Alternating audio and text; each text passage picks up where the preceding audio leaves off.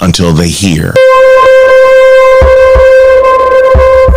Battle for Freedom, triggering change, one heartbeat at a time.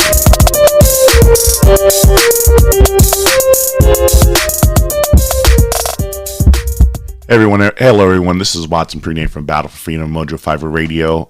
Listen, it is the end of the week, and I'm sure that you are exhausted. You started off your week, I think, celebrating freedom, and I want to try and end off the week celebrating freedom. What I'm going to do for you today is I have a special guest I'm excited to have on for this program. I've been trying to do this for a while, but my schedule has just been a little bit on the same side, and so I appreciate the guest that you're going to have today, his presence, so he can speak to you. Now, my website, battle4freedom.com, but I also speak to you from mojo50.com, and the reason why I get a chance to do this for you is because there's a lot of amazing hosts that you can listen to if you go to mojo50.com, and when I tell you to click the hosts, the schedule button to find out the different voices that are out there. Well, what I'm going to do here is I'm actually going to turn around and I'm going to bring in one of the amazing hosts that we have on the network. So this is going to be a challenge. So I ask that you pray for me because of the fact that I'm going to do something that I normally don't do, and that's keep quiet because I'm bringing on Peter Serefine from Lighthouse. Peter, how are you doing today? I'm fantastic. Awesome. How are you? Doing really well.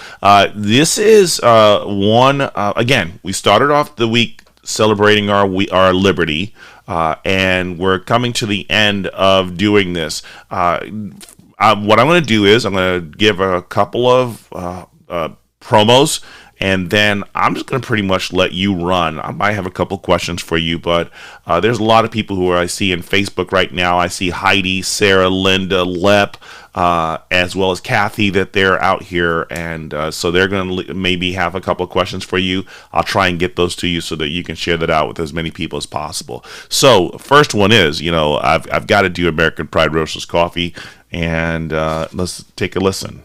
That's it. I've hit the snooze button a dozen times, and now I have to finally get going. But I'm not going to do this day right if I don't start it off with a cup of American Pride Roasters coffee, the official coffee of Mojo 50 Radio. But I'm not going to lie to you. They have a wide variety of blends, but I'm leaning towards the one that's named after me, Watson's White Chocolate Caramel. You know what? It sounds as good as those words that just rolled off of my mouth. Listen, get it today. AmericanPrideRoasters.com. Tell them that Watson from Battle for Freedom sent you, and you want Watson's White Chocolate Caramel Blend to start your day off. Join American Pride Roasters Coffee and Mojo 50 Radio, and most important, Battle for Freedom, as we celebrate the best coffee in the nation. American Pride Roasters. American Pride Roasters Coffee. Peter, do you get a chance to drink any American Pride Roasters Coffee or not? I've got mine right in front of me here. It's this is the Ben Franklin blend, the dark roasted, non-flavored deliciousness. Awesome. Well, I'm telling you, I'm sure it probably has the best shot to wake you up when you start your day off. And speaking of shot, I think that you might actually have not a sponsor of Battle for Freedom, but possibly a sponsor for Liberty Lighthouse that you might want to share. I do. I have Hunter's Warehouse. It's a local gun store to me here in central Pennsylvania. Hunter's Warehouse is unique in that when the Wuhan flu pandemic was raging and businesses were shut down everywhere and ammunition just disappeared off the shelves, well, Hunter's Warehouse still had ammunition. It was a beautiful sight to be able to walk in and buy what you need. So I like to tell everybody to go to hunterswarehouse.net for all of your Second Amendment needs, and tell them that Peter from the Liberty Lighthouse sent you. Awesome. Oh my goodness. I'm a little bit intimidated there. You got a pretty nice, deep, and beautiful voice. You can sound like you've got a better radio voice than I do. I was like, hold on a second. I'm like, whew, getting hot flashes here, dude. Your radio voice is sounding really good there. Oh, holy cow. Ooh, guess a What's competition really funny, here. I might have to start talking if you're going to keep talking like that. But no, actually, one of the things that Peter gets a chance to do, and I'm actually going to let people get a little bit more of hearing your voice as something that you do that everybody gets a chance to hear. And can you break down what it is I'm about to play for everyone in a second here? are you about to play the Liberty Minute? Yes. The Liberty Minute is something I do Monday through Friday, every weekday morning before I go to work. I wake up, I get my shower, I get a cup of coffee and a cigar, I go out on my front porch and I read news headlines. And I find, somewhere between 3 and 5 of them that I find interesting in one way or another, usually because of infringing on our rights or government overreach or something that irritates me. Then I go down into my studio, I record a 1-minute long video that has those headlines and my snarky comments to go along with them. Awesome. I do that again every Monday through Friday. You can find them on Rumble and YouTube if you want to see the videos. Mojo 50 Radio is kind enough to play them in audio form 3 times a day, or of course liberty-lighthouse.com. Awesome. So let's do this. I'm going to give some people a little flavor of what the Liberty Minute sounds like. So here we go. I think you guys already know who this gentleman is, and I see Carolyn and Renee have joined. Thank you very much. I'm Peter Serefine. Here's your Liberty Minute for Friday, day 481 of Wuhan flu hysteria. In May, the U.S. imported 6 million barrels of oil from Russia. In May of last year, when Trump was still president, we imported 0 barrels of oil from Russia. Who's Putin's puppet? Health and Human Services Secretary Javier Becerra said that it is, quote, absolutely the government's business to know your vaccination status. Really? Because I have a 234-year-old document that would beg to differ. It's called the U.S. Constitution. A federal judge has stopped the CDC from extending COVID restrictions on cruise ships, saying that it's not about health and safety, it's about the misuse of government power. Nancy Pelosi and her husband just got even more rich. The speaker's husband bought a whole bunch of tech stocks just days before the House Judiciary Committee advanced the antitrust bills in the House. Join me in the Liberty Lighthouse, Saturdays at 8 p.m. Eastern Time on Mojo 50 Radio, and anytime at liberty-lighthouse.com. There you go. That's a little flavor for you if you get a chance. If you want to continue, okay. I'm willing to say that I'm not going to be stubborn. I'm not going to be stingy. I can share. And if you leave me for Peter, I will be fine. If you love his voice, you love his content, farewell, my friends. It was great while it lasted, because you'll probably say he stays on point about what he's talking about. He doesn't go on squirrels when he's talking, and so it's great to hear. I do squirrels all the time. When it's a 1-minute thing, it's kind of hard. You got to stay on point in order to get it in time. Yeah. But when you got the hour show, no, squirrels everywhere all the time.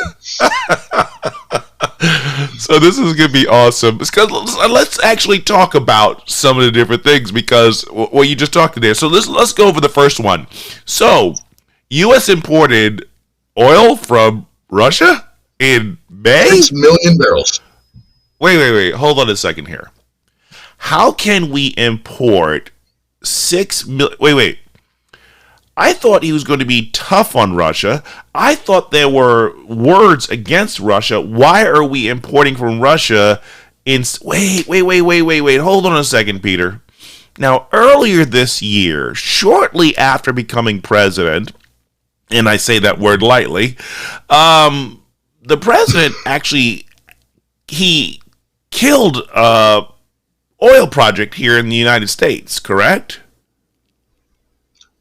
The Keystone XL pipeline, which was being developed by a Canadian company, which is now suing the Biden administration for the unjust cancellation of the contract. Okay, so, and if I'm correct, there's an oil project in Russia that he's also supporting in light of this? Yes. In fact, yes. So the European Union had been, encouraged to buy all of their oil and natural gas from the United States. But now there's this great, beautiful, shiny new pipeline that goes from Russia into Europe that President Trump had, I can't say stopped, but objected to. And President Biden has given it the stamp of approval. So I'm trying to understand this because back to what you said. Luck with that. Back to what you said about being Putin's puppet. Now, normally, puppets do and say what benefits the puppet master. Now, logically speaking here, if we imported 0 barrels of oil from Russia, who benefits there? Russia or the United States?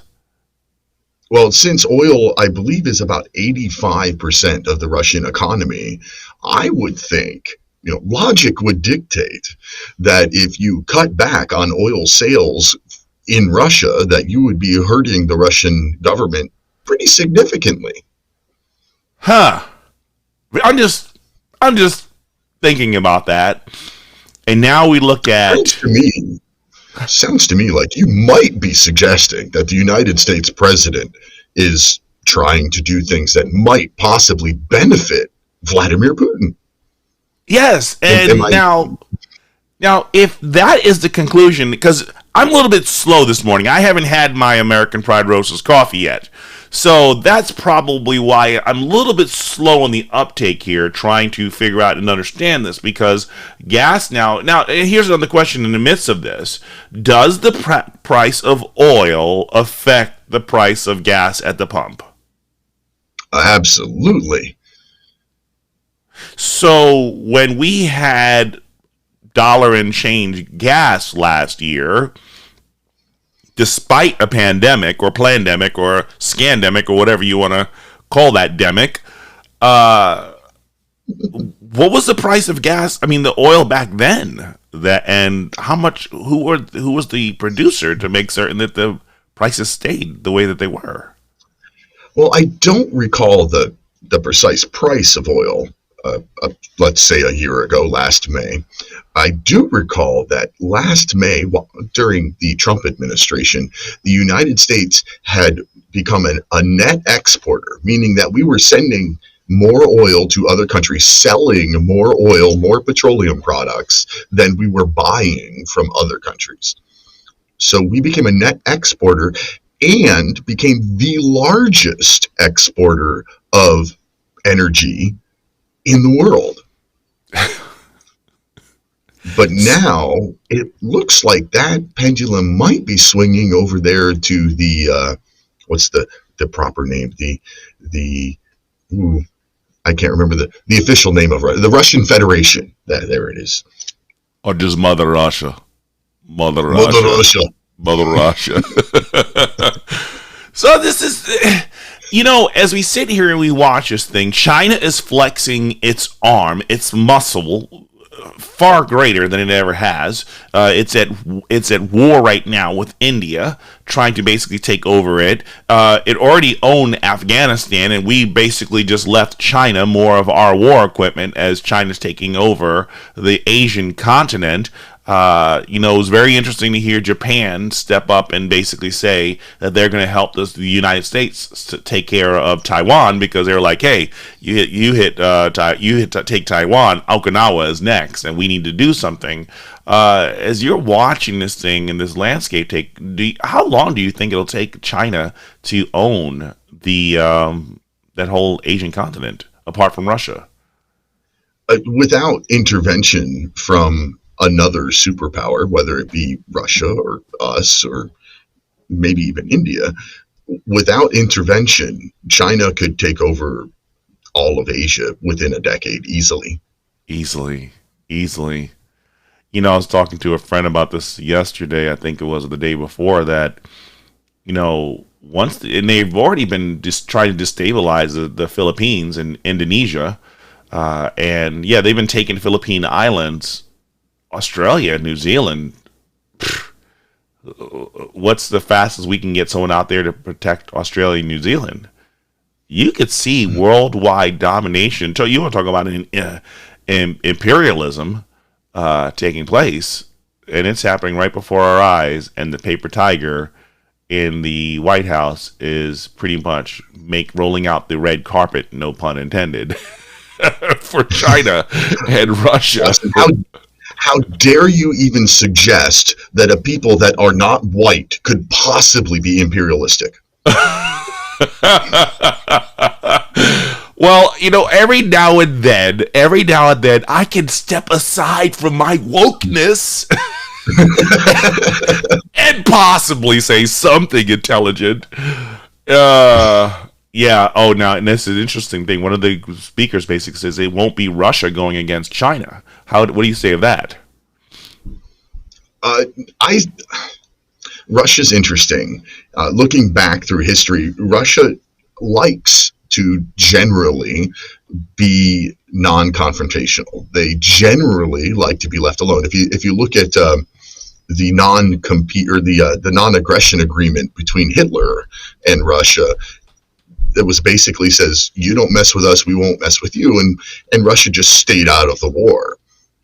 Russia did not enter into World War II until Hitler invaded Russia. Russia, historically, they've got the largest landmass of a country on the planet, and they're an incredibly diverse set of people. I mean, on the west, they're basically Europeans. On the east, they're basically Oriental or Asian, and everything in the middle. In the center of Russia, toward the south, you've got the Muslims and Arab descent folk. It's a huge country that generally likes to be left alone. However, China doesn't generally like to leave people alone. So I think Russia will leave them alone until China does like Hitler did and says, oh no, we can take them, and tries to start aggression with Russia itself. That's my own personal, my opinion, my analysis based on what I've learned through history. However, as I point out often, I am a high school educated nobody, and all I have to go for me is common sense and look at history and see what's happened in the past. Yeah. I mean, I think this is going to be very problematic. I was talking to one of my buddies, and I'm looking at oil prices. One of a couple of comments here, like one of the listeners here that I know locally said she paid $3.25 for gas. Did I pay $3.25? No, I almost paid $3.25. I think I paid $3.17, but the next place I went to was up to $3.25. I'm seeing $2.95. I'm seeing Linda basically said she paid $3.45 last week. But another couple comments was that there's a petroleum agreement with China, as well as there's a nuclear pact with China. And I think that, but you're right though, until China, because look at, China's not even trying to hide it. I don't know why the news is being completely silent on the war at the border of, China and India. But I saw something last week that India maybe added 20 to 50,000 more troops to the escalation that's going on with China, as China's basically trying to work its way and dominate that continent. But all of this happening all the more easy with a paper tiger in the White House, and it's very, very sad. Very, very sad. I want to go into another thing you talked about here. It says, now this one, I saw this article yesterday, and I really want you to cover this one for me. And this is the one that says the government, the Health and Human Services says they have the right to know what your health status is. Can you do some explaining, please? Well, Secretary Becerra seems to think that because the coronavirus is such a deadly pandemic, that and the trillions of dollars that our government has spent on trying to get control of this deadly pandemic, that the government needs to know your vaccination status, and there's no conflict here because it's for public safety. Again, like I did in the video, when you look at this, there is no exception in here for pandemic response. There is no exception to the U.S. Constitution to our rights and liberties. There's no pandemic exception listed anywhere in the Constitution, no matter which version you read, whether it's a little pocket-sized one like that or the ginormous poster-sized one that I have sitting next to me in my studio here. They all say the same thing. There are no exceptions for our rights. No, it's there. It's there. It's the 666th Amendment to the Constitution. That's where it is. You're just not. You didn't get that far. Because you remember, don't we have two constitutions out there right now? Aren't there two? You know. There kind of is. I mean, the Constitution that I use, this little pocket-sized version I have here, well, it's including the amendments, is only about 8,000 words. But the Constitution that is used by our lawmakers is those same 8,000 words, as well as every court case that's ever been decided about constitutional issues. And it's a huge, massive binder that you can actually order from the government printing office. And it weighs like 30 pounds, and it comes to you in 2 or 3 different boxes. What? Yeah. See, and this is the reason the violations that take place right now, because we've overcomplicated this most simplistic laws that you can offer. Exactly. Hence the book. Yeah. Hence the book. Well, I want to give I'm not going to give you only 3 minutes on talking about that. When we come back from the break, I want to talk a little bit more about that. I want to try and see if we can finish up your stuff that you covered in the Liberty Minute. The cruise ships. What's going on with the cruise ships? Por favor. So there was there's a bunch of COVID rules and restrictions to cruise ships, and those are set to expire or have already expired. I don't remember which. But the CDC said, no, we can't let those expire. We need to extend these COVID restrictions to the entire cruise ship industry. And a federal judge said, no, this is obviously not about health and safety anymore. This is about government control and government overreach. No, you can't do that. So good for that judge. Sweet. Excellent. I think one of the biggest scary moments is the moment that we continue to be silent to the erosions of our liberties that takes place. And I think that it's been happening far too long. I think people become far too complacent.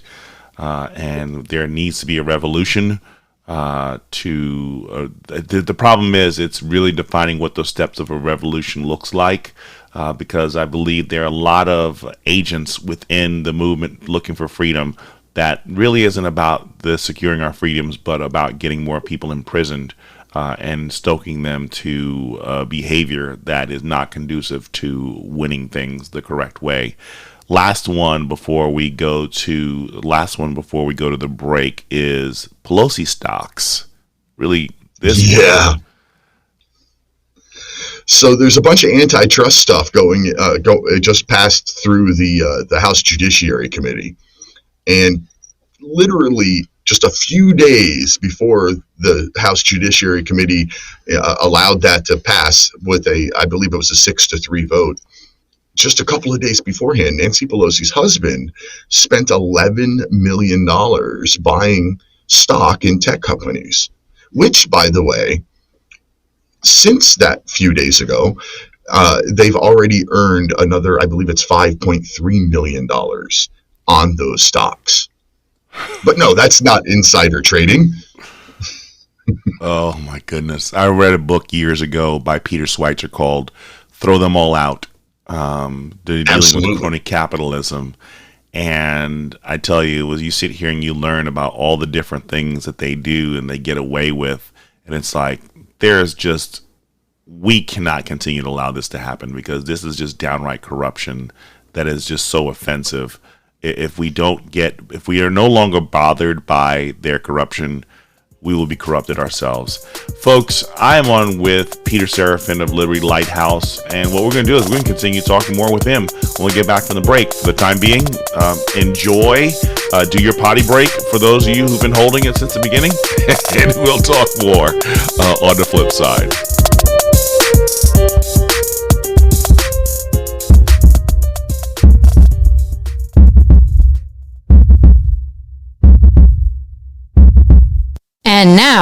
Watson explaining liberty.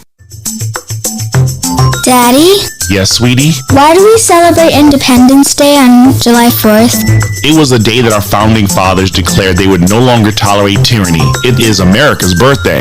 It's my birthday too. Happy birthday to me. Yes! Yes, sweetie, it is your birthday too. Daddy, Yes, baby girl?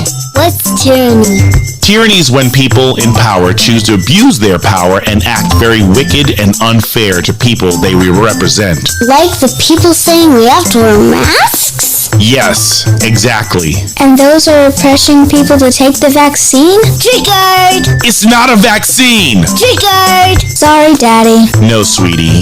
Daddy is sorry that he raised his voice. The thing is, the doctors and businesses and other people are calling this experimental drug something it isn't. It is not a vaccine. Can I get an amen? Daddy, What is it, princess? will we have to get the vaccine? Absolutely not, because remember, it is not a vaccine, and your body will naturally fight it away. So why are they pressuring people to get the shot? They are insecure people who want to rule and control by the tyranny I mentioned earlier. Exactly. We must follow the example of our forefathers displayed to fight for our freedom. Daddy, Yes, baby girl? does everyone have four fathers? What? Huh? Oh, no. That's not four different fathers, but the ones who started this country. Phew, thought this was another Jerry Springer thing. What do you know about Jerry Springer?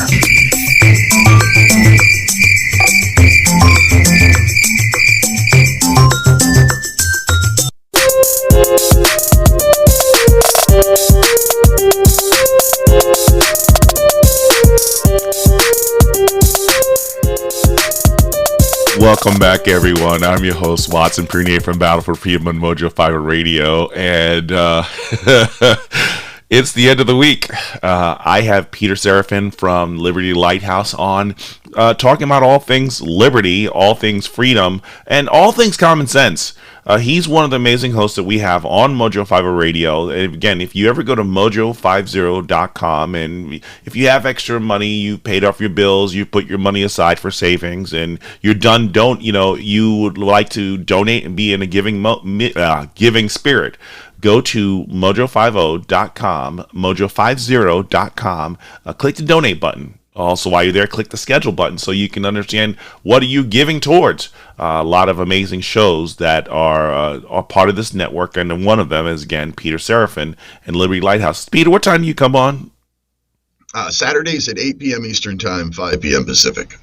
Yeah, so you get a chance to hear that amazing, deep radio voice that I'm really struggling with right now because it sounds so much better than mine. I got to tell you, I worked at Wendy's in high school, and I used to work the drive-thru register a lot because I was clear-minded enough that I could multitask and run a cash register and the speakers and take orders and everything all at the same time. And I cannot tell you how many people came through that drive-thru and said, "Man, you should be on the radio," and I laughed at them back then. So here it is, many years later, and I started a radio show like 2 years ago. Oh, well, I'm telling you, I'm glad that you did it. And I believe there's a lot of people who are glad that you're doing because of, again, you're sharing what needs to be heard. You're sharing what we all want to hear and understand with the truth. The common sense stuff that people do not want to hear. Actually, one of the cool things before we go to this, another cool thing if you don't know about this, we have another sponsor I want you to hear, and that is New Life Holistic. Let me see if I can find this graphic for you, and then I usually am better at this. Yes, I'm a one-man show, and sometimes that show just crashes down. Does your mind seem like it often shuts down before it even starts? Sounds like you need to detox to improve your health in body, mind, and spirit. I'd like to tell you about New Life Holistic. It is an amazing therapy process that uses neurofeedback and biofeedback for many issues that ails everyone. New Life's method and approach to health, balance, energy, and vitality is what sets it apart from anything you have experienced ever before. Call 1-833-4-BIO-LIFE and tell them Watson from Battle for Freedom had sent you. One more thing. Give them the code MOJO50 and save $50 off of your first session. The consult is free. New Life Holistic. New Life Holistic. Share that out with as many people as you possibly can. I'm just going to go quickly down the reel for you for tomorrow. Just a couple shows for you to know. Real Talk with Audrey Russo. You have American Rock Radio. You have Erskine Radio. You have the HoloNet. You have Daily Mojo. You Replay. You have At the Mic with Keith Malinak. Room 13. The Mighty Oaks. The Lee Brothers. You have the Bells of Liberty. The Pat Oney Show. Defending 2A with Jason Gouffre.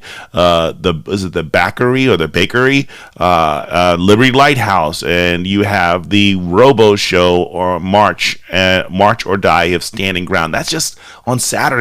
On Sunday, again, you have Mighty Oaks, Pat Oney, Real Talk with Audrey Russo, the HoloNet, Sunday Long Live Radio. Oh, that's amazing. That goes from 5 to 10. Divine Intervention, the Doug Ramsey Show, At the Mic with Keith Malinak, The Breakdown with Aaron Barker. You have Conservative Perspective. You have Erskine Radio. You have Off Track with Six and the Lee Brothers. But see, I did that for you. I think you can do it for me. Mojo50.com/schedule for those who need to hear it that way, and do that. While you're there, you can go shop, click the shop button. You can basically subscribe. Trust me, they won't spam you. And also, there's another one that I really enjoy, but where is that graphic? Go to romikadesigns.com, ROMIKADESIGNS.com /Mojo50 Radio. Get yourself a Mojo50, a Battle for Freedom tumbler. I don't have it in here with me. That's comes in, either 12, 15, 20, or 30 ounce tumbler with the logo on there. Give them the code B4F and save 10% on your order. Now, got everybody out there. I want to share all the great stuff that's out there. Now, I want to share the great stuff about what you're doing. And, sit here, go ahead. But first, since you're making requests of your listeners, I have a request as well. Go for it. Prayers for Mr. Richard Lee. Prayers for Richard Lee, one of the hosts of the Lee Brothers. He has not been well health-wise lately. So some prayers for the health of Richard Lee would be nice. Awesome. And you know what? There are a lot of prayer warriors out there, Peter. I put requests out there for them to be praying for my dad because he took very ill. And just as an update, tried to speak to him a couple of days. He's been on a system being monitored.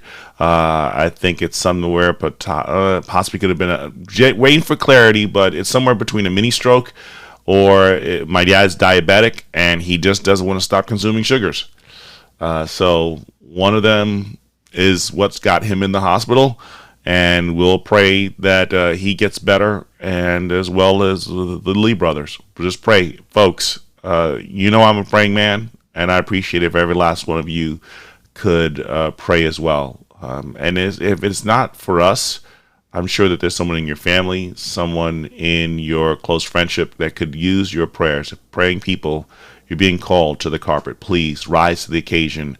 Reach out to God for His mercy, His grace, and His kindness to shine upon us. And I dare say, folks, let us pray for the good and the evil, that God may get glory in all of this. Please let us do that. That would be great if we can continue to do that. So Liberty Lighthouse, you turn around and you start bringing us back to some common sense things. You even took it further because you weren't content just giving us 1 minute segments throughout the day 3 times a week. You weren't just content just having your squirrel adventures on Saturdays. You even took it further because you decided that the message needed to be communicated more in another fashion. What fashion was that, Peter? I wrote my second book. So simple, even a politician can understand. Simple ideas for seemingly complex political issues. Oh, wow. So simple, even a politician can understand. And yes, I promise the ideas in this book really are that simple. Well, but I mean, but how do you accomplish it with a 30-pound book? That because if we just follow those things, that 30-pound book, why should we buy your less than probably 2-pound book? Oh, less than a pound. It's like 70 pages long. You could probably stick it in your back pocket. Oh, right next to the pocket Constitution. Exactly. That's the idea. Another book that I keep here in my studio is Common Sense by Thomas Paine. Oh. And that's kind of my inspiration for almost everything that I do in the political world is applying that common sense to our politics. Our politics in the United States have become so convoluted, so corrupt, so bloated that nothing really ever gets accomplished anymore. Mm-hmm. Nobody really wants to solve any problems because those disagreements, those arguments are how the politicians stay in office, how they keep their power, how they keep us divided so that they can keep doing whatever they want while we're distracted by, hating the guy next to us because he's a different color or because he's woke and I'm not or whatever. We need to restrain our government. And we can only do that. All right, pause. We can only do that without violence through the ballot box. So simple, even a politician can understand, is a collection of 18 or 20 ideas that have come to me through guests that I've had on the Liberty Lighthouse. These are ideas that have come up in conversations. Some of them are my ideas. Some of them were the guests' ideas. Some of them are ideas I've read elsewhere in research for the show. And a couple of them are actually bills that are already sitting in Congress that have been sitting there for years.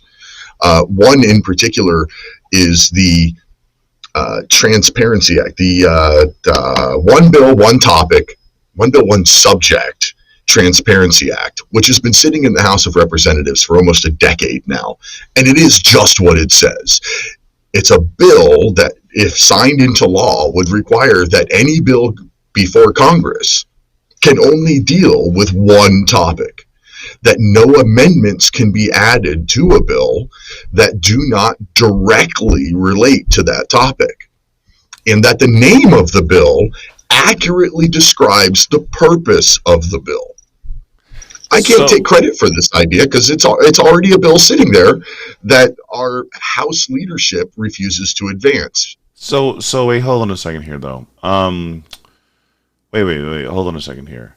So do you know who introduced the bill? I don't, but I'm sure I can look it up pretty quick. I'm pretty confident it's HR 46 right now. Okay, so as you're sitting here and you're trying to figure this thing out, I'm trying to understand something here, because House leadership has changed, House majorities have changed, and you said this has been out for a long time now.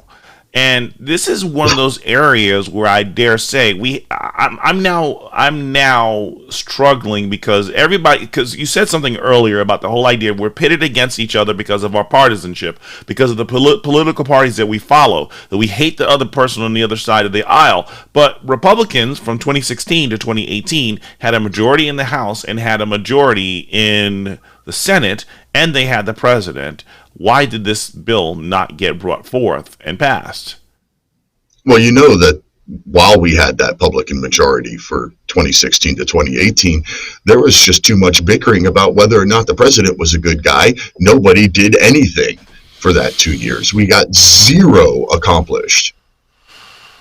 Yeah, it's just really sad. So it is HR 46. One Bill, One Subject Transparency Act. The current sponsor is Andy Biggs, representative of Arizona's 5th District, and it's a bill that is only 3 pages long. When was the last time a bill that was only 3 pages long made it into law in our government? No, see, because the problem is with the bill 3 pages long, even a third grader, even a third, and I would even go so far as even a second grader could probably read that and possibly understand it. There's no room for being distracted, and it's in its simplicity. That's the problem. As long as we continue to complicate the law, as long as we continue to complicate things, we will never remove the pork, as Kathy has mentioned, from what's taking place. And this is very, very sad. This is heartbreaking. Are you suggesting that possibly the citizens of a country should be able to understand, to comprehend the laws that they are governed by? Yes. Because... Oh, you mean something that's like, I don't know, less than 4,000 words and can be read by anybody with maybe a 10th grade education? Yes. Alex, I'll take yes for 1,000 through 10,000. That's exactly the point of everything that I do in politics. That's why I wrote my first book. That's why I've written this second book. It's why I do the Liberty Lighthouse and the Liberty Minutes. Government does not have to be complicated. Government should not be complicated. The federal government is supposed to be a minimalist, base level, protect our rights entity that anybody can understand. There should not be any law on the books anywhere in the United States of America that somebody who graduated high school like myself can't read and understand without the assistance of an attorney. Amen. Amen. Can we get an amen? Yes, that is very, very true. So, okay, I'm gonna see if I can start throwing some things at you here. Let's just check out your political, governmental, life-mental education. So, yesterday, Trump introduced a lawsuit against big tech. You know what that was all about? Yeah. So it's about the censorship that big tech has had against anybody who is not one of their wokenistas. Trump has filed a class action lawsuit representing anybody who has been censored, including me, on social media. And he is basically taking the role as lead plaintiff in the case. Okay. And so he was able to do that because of Ron DeSantis's in Florida, the Florida governor, passing the law allowing private citizens who have lost money because of censorship to sue for damages. Okay. So Ron DeSantis of Florida passed the law a couple of weeks ago, or signed a bill into law a couple of weeks ago, allowing people to sue. So Trump said, hey, there's a whole lot of people that have lost revenue because of having their content deleted or censored in some way. We should do something about that. Okay. So, maybe I don't fully understand the story. Maybe I don't fully understand the topic. And I am struggling with this just a little bit. I'm going to be honest with you. I'm going to be, and I need you to explain to me to make sure that this is not this is an apples to apples concept and not apples and oranges. So, okay, Facebook is a platform for social media, big tech, such and such. Now, is it a company that should be able to hold whatever standards that they want? Well, it should be, okay, except because of what's known as the Section 230 laws by our federal government, they are given government protection, shielding them from the liability to their actions. Watson, you and I have the freedom of speech, right? Yes. Say whatever you want as long as you're not threatening somebody, right? That's basically Correct. what freedom of speech is. Yes. Does that shield you from the consequences of what you say? No. So if you're at work and you go up to your boss and say, F you, this place sucks, can your boss fire you? Yes. That would be a consequence of your free speech. You have the absolute right to say that. Yes. So the consequence is you get fired. Well, our social media platforms are protected because when they were written into law, They basically said, we are not publishers of information. We are merely curators of content. Okay. So as a curator of content, they should not be held liable for that content, which makes perfect sense, right? Yes. Why should I be held liable if I've created a public forum?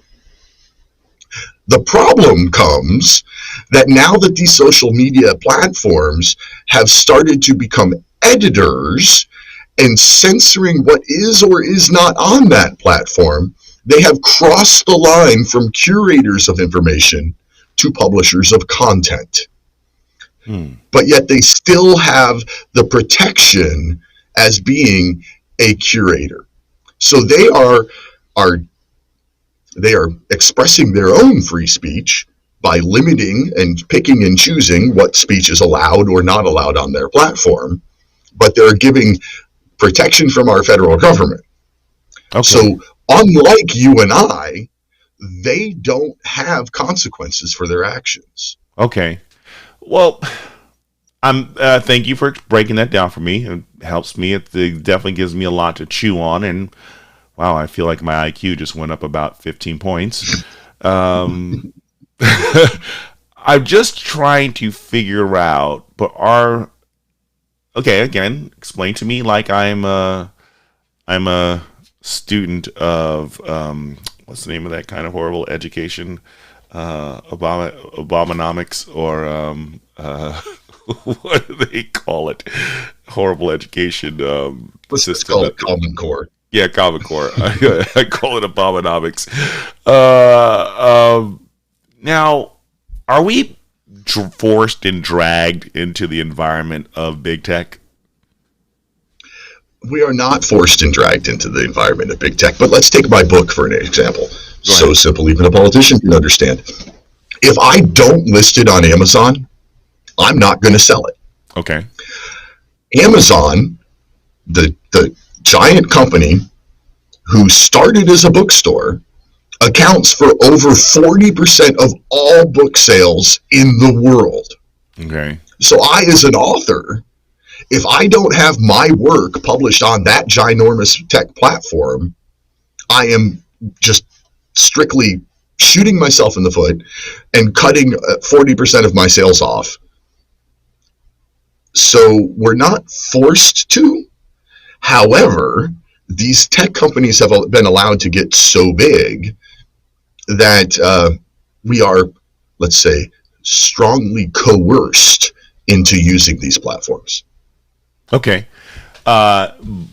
Strongly coerced. So that's a really good word, strongly coerced. My question for you, though, is, do you think we have also become addictive and dependent on these platforms to... Absolutely. Okay. And in the process of becoming addictive and dependent, do you think we also became a little bit too complacent on trying to, instead of get a piece of the pie, create our own pie? We have become so... All right. Big tech has become so ingrained in our lives, in our societies, into our daily lives. I mean, I use Google for my shopping list. I use Google Calendar to make my appointments. I use, a Google email and Google everything. Everything I do is through Google. I hate Google, but it's so freaking easy. Yeah. It's so easy and it's so integrated that it is like an addiction. Can I go back to a paper day planner calendar? Well, yeah, I could. But there it is. So this is one of the things, because everybody loves America as the big experiment, the experiment on freedom and liberty. And I feel like we need pioneers. New pioneers to break way. I know that there are a lot of social media platforms out there growing to rival or replace the functions of Facebook and so much more. I still feel like, Peter, there's another medium out there that we can entertain, and it doesn't have to be the same way that everybody else is doing it. That I think we've lost the art on, or that needs to be brought back. That does everything need to be right to the minute right now, or do we now start creating a new system, creating a new structure, a new process of communicating, or basically, I don't feel like we've created a good enough content to draw people away from these big tech solutions. And I think that we've developed so many addictions to wanting to have the news right now that you ever think we could ever get back to the old days of simplicity that, hey, you pick up the paper and you just read what came to you. It's not 3 seconds after the event's taking place. Do you ever think society will ever slow down? Or do you believe it'll continue to speed up, that we won't be able to slow down and recognize what have we sacrificed for the age of conveniency? I would love to see society slow down, but I think the only way that's going to happen would be a massive failure of the electronic systems, and an EMP explosion that just wipes out the internet for even a brief period of time. I don't think it's going to happen. Love to see it, but I don't think it's going to happen short of apocalyptic disaster in that world. Yeah, someone said, Curtis said it's solar flare. Yeah, we could probably use that. I want to do one more thing quickly because one quick thing here. Gwen Berry. So, Gwen Berry decided that she did not want to face the flag, and during the national anthem, she covered her head with a social justice shirt. Everyone didn't take kind to her actions. Your take? Well, just like we discussed earlier, you have the absolute right of free speech. However, you do not get shielded from the consequences of those actions like our big tech companies do. So, if she wants to do that, that's her right to do that. Had she done that 10, 15, 20 years ago, she would have immediately been stripped of any medals that she had ever been awarded by the Olympic Committee and be removed from the team, as is the Olympic Committee's right to do so. Consequences for our actions is a huge part of what is missing in today's society.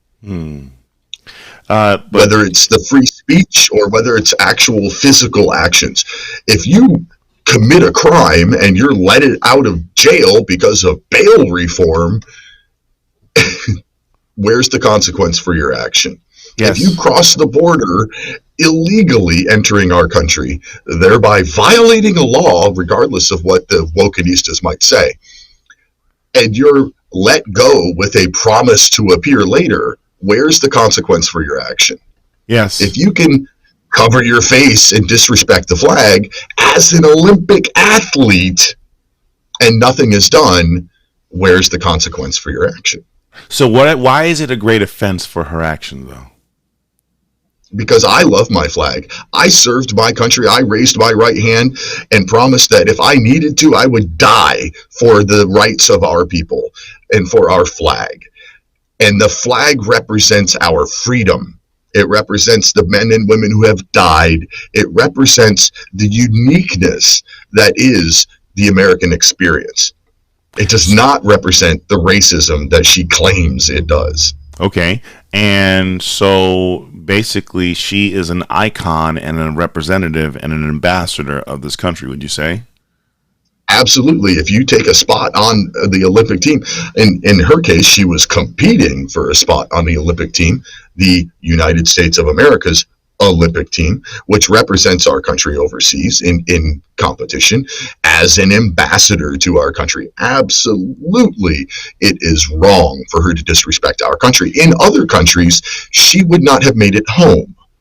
Yeah. Ever after doing something like that. Now, again, where I'm going to go with this quickly here before we come to a close is I agree that there are consequences to your action.